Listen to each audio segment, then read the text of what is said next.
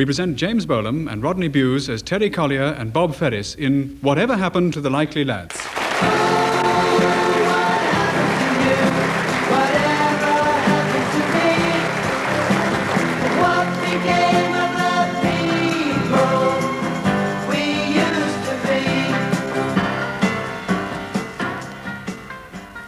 That's your 16th cup of tea.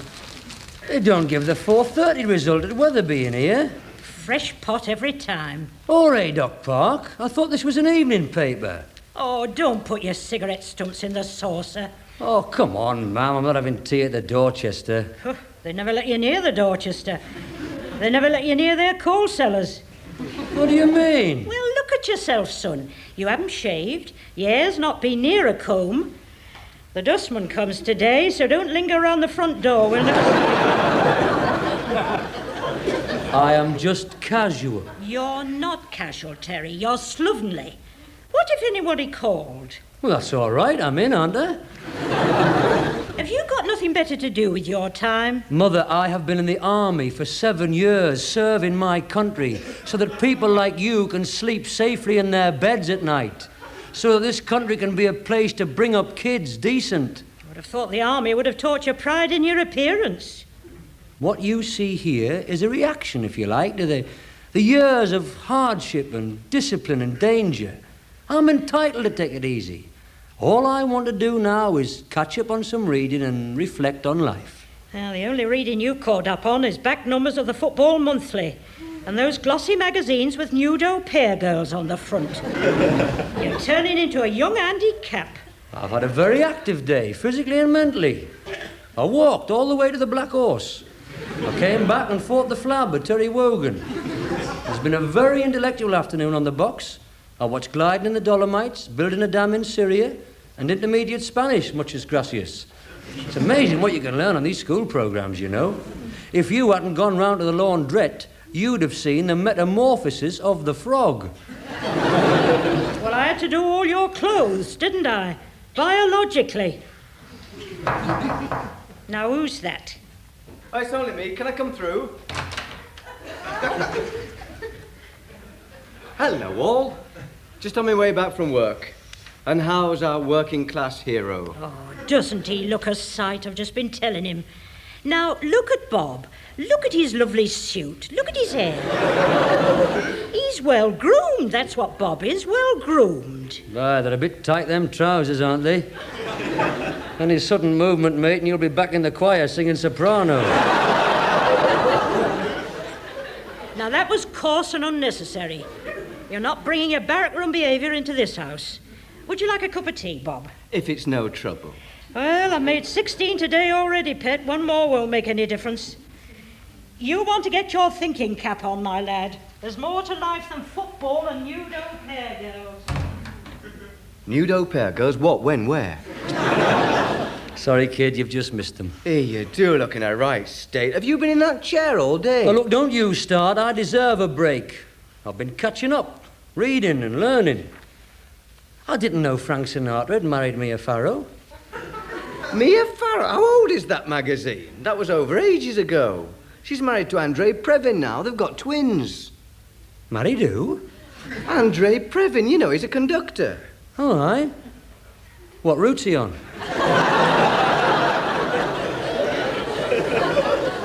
You know nothing. Andre Previn is the resident conductor with the LSO. The London School of Economics? That's LSE. Thought that was a drug. That's LSD. I thought that was money. It was. It was before decimalisation. Heard of that, have you? You know, that's where the state takes over industry. That's nationalisation. My God, he got one right. Will you take the money or go on for the grand prize? I know enough, mate. I know enough. I bet I'll learn more from that box than you do at your office. You look as though you're on the box. You look like some social misfit being interviewed for Panorama. Just look at your hair and your vest. Slumped in that chair surrounded by racing editions. You're like a premature Andy Cap. You're the second person who said that, and I love Andy Cap. I'm proud of my home and my class. Just because you're flirting with the lower, middle, just because you've got an office job and your fiancé lives on a Tudor estate with a monkey tree. I want to get you out of yourself. I want you to meet new people, new faces, friends of mine that you don't know. But how can I? How can I take you into homes looking like that? They wouldn't know how to react. Sherry for you, Bob? And what will your friend here have, meths? I don't want to go into their homes, thank you very much. I don't want to go into their snooty semis. I don't want to meet your new friends. You'll be stopped going to football soon, you, because Saturday'll be golf. Look, I don't think you appreciate how the whole pattern of social life has changed. It's different now, and I want you to be part of it. I want you to smarten yourself up and come out with me. If you prefer to sit here behind your class barrier, fine. Well, I don't mind coming out with you. For you, Robert, I might even shave. Where are we going, then? Oh, I can't tonight. Thelma and I play badminton with Hugh and Janie. Tomorrow, then? No, I can't tomorrow. We're going to have supper with Frank and Chrissy at Mike and Linda's. And who is it Wednesday? Bob and Carol and Ted and Alice? No, we're going to a barbecue at the rugby club with the McShanes. Gee, But Saturday, Alan and Brenda have asked Thelma and me if we'd take you to have supper at their house. They'd like to meet you. who the hell is Alan and Brenda? Well, you don't know Alan. Alan Boyle. He came up here from the south about 3 years ago. You mean Middlesbrough? No, the deep south, Surrey. I work with him, you see, and we've become very good friends, and he'd love to meet you. No, thanks all the same. I'll get in touch with some of the lads. Have a real Saturday night out. You won't find any of the lads, not on a Saturday night. Not these days. They'll all be with their wives or fiancés at some steakhouse or trattoria, or else they'll be staying in. There are friends round for barbecue chicken and match of the day. It's all very much of a ritual, you see, and if you don't grab my invitation, you won't be part of it. You'll be a man alone. A sort of Shane of the Elm Lodge housing estate. Walking the lonely streets, hearing the sounds of laughter and merriment behind warmly lit windows. Yeah, well, I'm best as a man alone. I'm well out of the Elm Lodge housing estate set. I know what goes on these days on these estates among your so-called respectable middle classes. I know what goes on behind them warmly lit windows. What? Here's your tea, pet. Like a biscuit. Oh, thanks, Mrs. Collier. What goes on? I know. I've read about it. Read about what? What goes on? Well, for God's sake, what does go on? I'll just get the biscuits.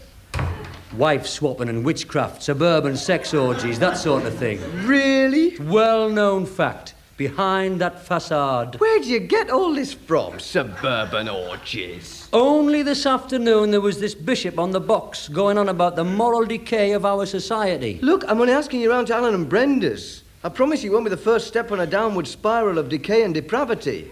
Just the five of us for a meal and a game of Scrabble. Scrabble? Well, perhaps not Scrabble. You'd come up with mucky words, wouldn't you? Hello, Bob. Nice to catch you. I just popped round to see me mum. How are you, love? How's Thelma? Fine, thanks, Ord. You must both come up and have dinner with us some night, perhaps the beginning of next week. Oh, well, he can't Tuesday. That's water polo with you and Jamie. And Wednesday's potholing with Wilson, Keppel and Betty. Good God. Do you know who you remind me of? Don't tell me. Andy Capp. I was going to say old man Steptoe. Were you? Do you know, he's never out of that chair. He reminds me of Ironside. All I know, our Audrey, is I've never been invited to your house for dinner. Babysitting and lawn mowing, yes, but never dinner. Well, it's so difficult with you. It's impossible to fit you in or match you up or pair you off. Aye, a man alone, a social outcast. And we can't invite him to our suburban sex orgies, can we, Audrey? We can't even ask him to wife-swapping parties because he hasn't got a wife to swap. I bet he hasn't even got a clean pair of wife fronts. You're so superficial, you lot. You're so concerned with appearances and status. A man like me's travelled. I can hold my own anywhere. I can talk about anything, from gliding in the Dolomites to the metamorphosis of the frog. I know there's more to life than knowing how to eat peas properly. Right, so come with me. Hold your own at Alan and Brenda's. Dazzle us with your scholarship and poise. Oh, Bob, you're not taking him in somebody's house, are you? Do you think that's wise? You shut your face. All right, I'll go. Right, I'll go. Good. Will it Will it just be a meal, like? Probably. Depends on who's there. We might play a few games after dinner. All right. Oh, hello, Audrey, love. I haven't made so much tea since I was in the WVS. Games? Behind that facade. Mother, I shall be dining out Saturday, so if you could lay out the Sea Island cotton shirt, the blue serge, and just in case, a clean pair of Y-fronts.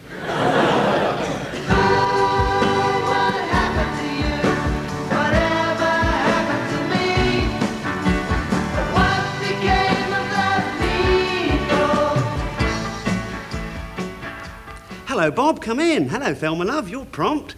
Brenda's still upstairs. Shall I take your coat, love? No, it's all right. I'll go up and see her. Hello, Alan. This is Terry Collier. Terry, this is Alan Boyle. Hello, Terry. I've heard a lot about you. All right. How'd you do? Can I get you a drink, Terry? What would you like? Unless you've got any meths, I'll just have a beer, thanks. Afraid you'll have to settle for beer. Bob? Vodka and Coke. Ice and lemon? Please. Bob tells me you're from down south, like, London, is it? Oh, just outside. Carshalton Beaches. He's a Chelsea supporter. Oh, is he? Yeah, used to have a season ticket there. I hate Chelsea. They stand for everything I hate in football, with all their show business supporters. They come out looking more like the younger generation than a football team. We'll just go and get some ice. He said icily. Now, what are you being so aggressive for, eh? You hardly crossed the doorstep, you're attacking the bloke's football team. It's not a very nice thing to do. How would you feel if somebody attacked our football team? They deserve it, Chelsea. That's not the point.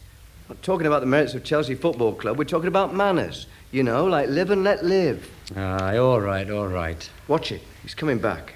Listen, Alan, sorry about that. I mean, I don't just hate Chelsea. I mean, I hate Arsenal, West Ham, Crystal Palace just as much. In fact, I hate all London teams. Oh, that's all right, Terry. All the same to me. Come on, girls. You must be glad to be back. Expect you noticed some changes. Oh, aye. What with decimalisation and Andre Previn conducting the LSE. S.O. Are you interested in classical music, then? No, I can't abide it. Alan has a great collection of classical music, especially Beethoven. Oh, well, he's all right. I mean, Beethoven's fine. It's the others I can't stand, but Beethoven's all right. What are you interested in? What? Oh, well, I've got a wide range of leisure activities. He does jigsaws. I do hundreds of things. That's one of the things you got out of the army. I've done more sports in the last few years than you've ever heard of. Football, cricket, swimming, water skiing, pole vaulting. You've never done any pole vaulting? Yes, I have. There was this Polish fella in our hut. We used to tie him to the bed and then vault over him. I think the girls are coming down. You know my wife Brenda, don't you, Terry? Brenda? Brenda? No, I don't think so. Yes, you do, Brenda. I don't know any Brendas. Hello. Oh, that Brenda. Hello, Bob. Hello, Terry. Nice to see you again. Well, if I'd only said your maiden name, I didn't know it was you, Brenda. Well, you're looking very pretty.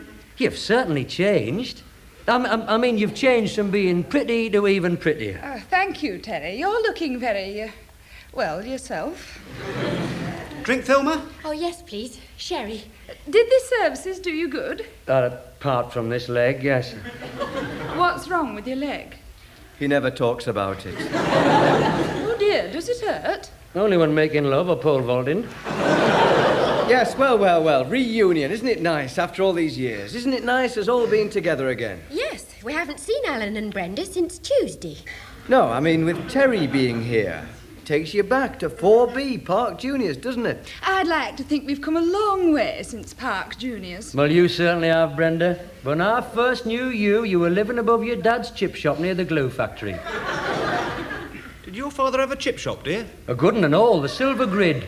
Big helpings and free batter and all. I'd better see how things are doing. What are we having then? Rock salmon and chips for old time's sake?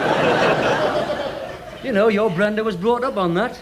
I'm surprised you didn't get more spots with all that vinegar drying your blood. Would you give me a hand, Alan? Yes, sure, love. You'll never win any prizes for tact, will you, Terry? What do you mean? Look, Terry, some things Brenda doesn't want to be reminded about. You know, she's always been a bit A bit. Stuck up. There's nothing odd about someone who gets older, gets a bit of money, gets a nice home, wanting to forget the past. There's no harm in someone who lived above a chip shop wanting to better themselves. Better themselves. Besides, her parents are retired now. They live in Westcliff-on-Sea. So leave off, right? If you must go down memory lane, leave off about her dad and a chip shop. All right. Promise? My lips are sealed. Dinner is served. Sit down, everyone.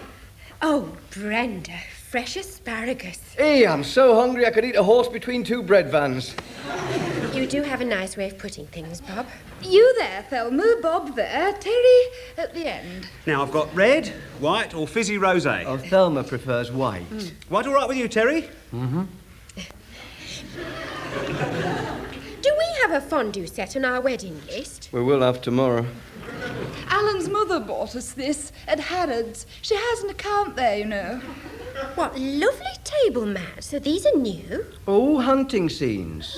I just haven't had them out before. They were a present from Aunt Elsie. Oh, your Auntie Elsie.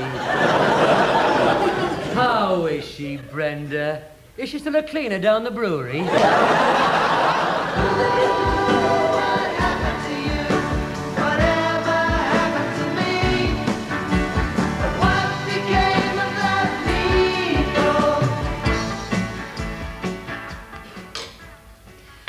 More food, anyone? Some brie? I don't think I could. Hey, I will say this, you.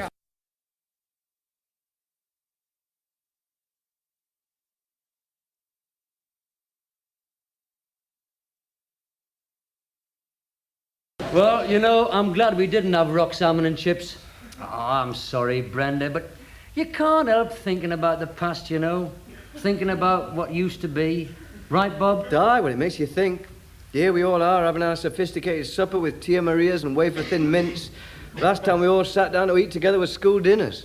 Oh, I think Brenda's improved on cold ham, peas pudding and mashed potatoes. That was Thursday ham, fish cakes Friday. Mince Monday. Meat Tuesdays. What sort of meat? We were never quite sure. What was on Wednesdays? Monday mince, Thursday ham. Monday mince, Tuesday meat. Of course, Wednesdays it was cheese fondue, followed by gooseberry fool and wafer-thin mints. I used to like that mashed potato. Oh, aye, me and all, because it was all crumbly. And if you got a big spoonful and flicked it, you could get half a 4A. It was like a scatter bomb. I'm sorry, Brenda. I didn't mean to. I'll get a cloth. No, it's all right, Terry. I'll do it. It comes all out all right, does it, Gooseberry Fool? We'll just have to hope so, won't we? Look, there's no panic. It'll come out with a rub. I doubt it. However, so much for Park Juniors. It can be of no interest to Alan. Alan went to a public school. Minor one. It was founded in 1766. So you can imagine how drafty it was. I understood it was a leading public school. No, it was a leading, minor, drafty public school. Aye, well, happy days. Do you really think so? Oh, of course they were. Smashing days. It's where I met you, Bob, wasn't it? Aye. What was Bob like at school, Thelma? Little terror? I was top at woodwork, a monitor, and secretary of the Lonnie Donegan Appreciation Society. But if I remember rightly, president of the Deirdre Birchwood fan club. Deirdre Birchwood? Who was Deirdre Birchwood? Oh, nice girl. You're ahead of us. Advanced for her age, mind.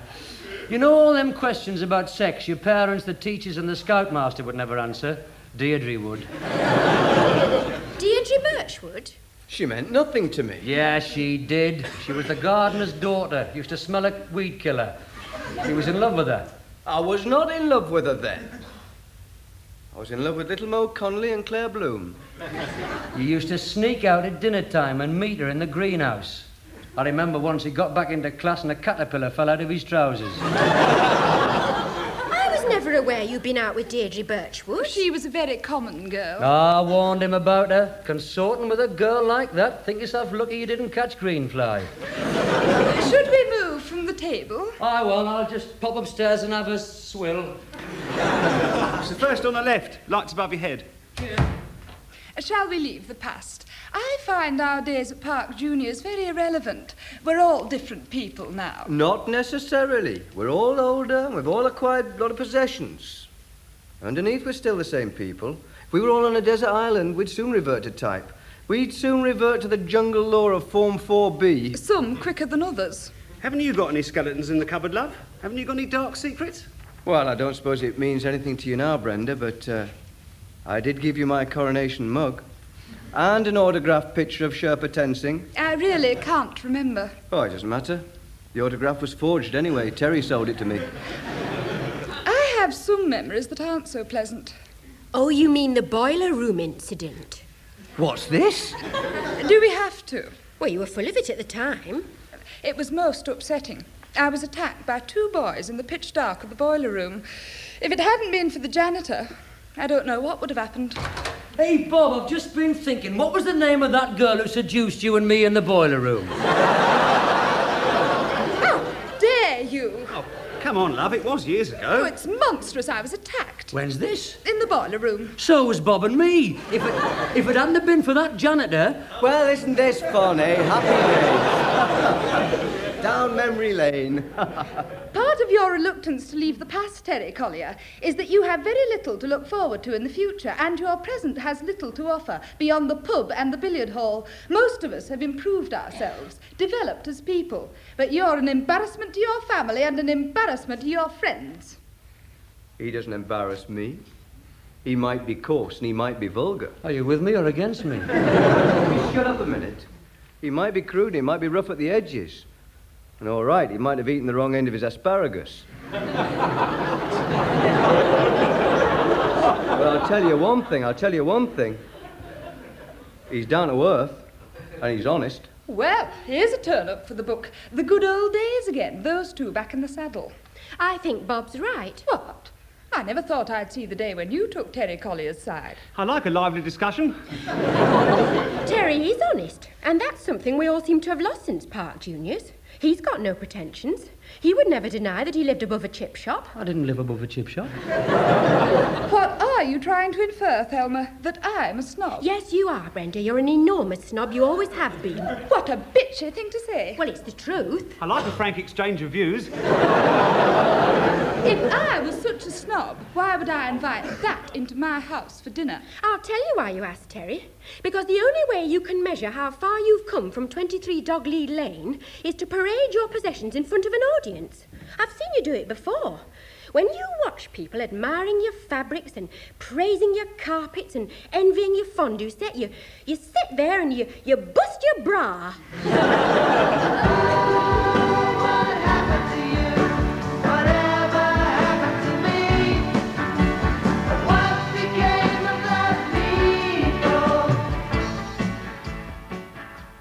I'm exhausted. I've walked miles. I couldn't get a bus. Then when I did, there was standing room only. Ah, you've had your usual strenuous day, I see. Couldn't you use the 1 cup and wash it every time? Saturday night was a mirage, wasn't it? I thought I saw you shaved in a suit, going out to dinner with nice people. But it must have just been a dream. Turned into a nightmare. Have you been in that chair all day again? Oh, I went down to the Black Horse, a couple of bevies and a bet. Dressed like that? Hello, Mrs. Collier. How's Andy Cap? Hello, Bob. If only you'd take an example from Bob, Terry. If only you'd try to improve yourself. Try the new improved Terry Collier. He'll never change. I'll go and wash up these cups. I don't know. Look, kid, I'm not very good at things like this, but, well, thanks for sticking up for us the other night. That's all right, mate. No, I appreciated that, I really did. And Thelma, well, Thelma and I mean, that's me and Thelma, well, we've never, in the past, well, the point is, I thought she was marvellous, and I think you're a lucky lad, and you did the right thing there, and I hope you'll both be very happy, and I'm very sorry I said that about Deirdre Birchwood's caterpillar. Well, I'll tell Thelma, she'll be pleased.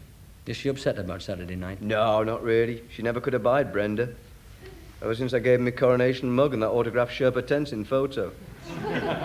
I forged that, you know. I know. I remember what was written on it. Cheers, Terry, Sherpa Tenzing. It'll make a hole in your social calendar, though, but now there'll be no Alan or Brenda on Saturday nights. Still, I suppose you can move Frank and Christine up from Tuesday, or Michael and Linda back from Friday. It does leave a night free for you and me, though, doesn't it? Just the two of us, lads' night out. Oh, I don't know if I could keep up with you, Mr. White Collar. A man in the grey flannel suit. I don't want you to change, mate. You just go on being as forthright as you are. And as vulgar and as pig-ignorant. I am not pig-ignorant. This is my seat of learning, this chair. What I learned from that box, I am at the University of Life. And what have you learnt since Saturday, eh? Apart from what a fondue is? And which end of your asparagus to eat? You don't know 6 useful Spanish phrases, do you? Or how to build a dam in Syria. Or the metamorphosis of the frog. Do you? Certainly. Go on, then. What is the metamorphosis of a frog? What? Well, it starts out with just dots in the water. Amoebas, they're called. Then... Hang on. They're not amoebas. Yes, they are. No, they're not. Amoeba is the most primitive life form. They're so small, they're impossible to see. Well, if you can't see them, then how do you know they're not busy turning themselves into frogs? There's no answer to that. Well, go on. What happens then? Well, then you get your frog spawn. And you get this small black thing which develops 2 front legs and a head and then some back legs, and this ends up as a tadpole. And after the tadpole? Your tadpole becomes your frog. And then? What? And then? Well, then it turns into a butterfly.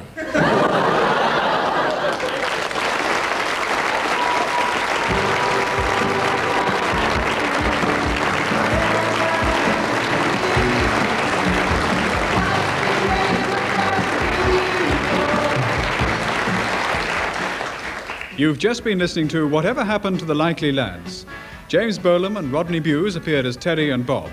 Bob's fiancée Thelma was played by Bridget Forsyth, and Terry's sister Audrey by Sheila Fern. Mrs. Collier was played by Olive Milbourne. Alan and Brenda Boyle were played by Julian Holloway and Greta Gourier. The series was created and written by Dick Clement and Ian Frenais. It was adapted for radio and produced by John Browell.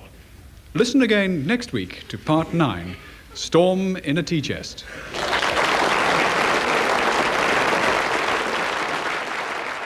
Tomorrow in this classic comedy slot, Wendy Craig and Francis Matthews star in Not in Front of the Children. Loose Ends on BBC Radio 4. Now I'm delighted to welcome to Loose Ends Mavis Staples, whose career in music, first of all gospel and church music, started in the 1950s with her family group, the Staples Singers. In the 1960s, they were an integral part of the civil rights movement, performing alongside Martin Luther King. When your father was alive, that's when you were sort of, I don't want to say a warm-up act, but you with Martin Luther King, you would be singing, and then he would be making his speeches. Oh, yes. We would sing before he spoke. Yeah. And we would sing a song that was his favorite of my family's, Why Am I Treated So Bad? Yeah. So we would, every time we get ready to go to the meeting,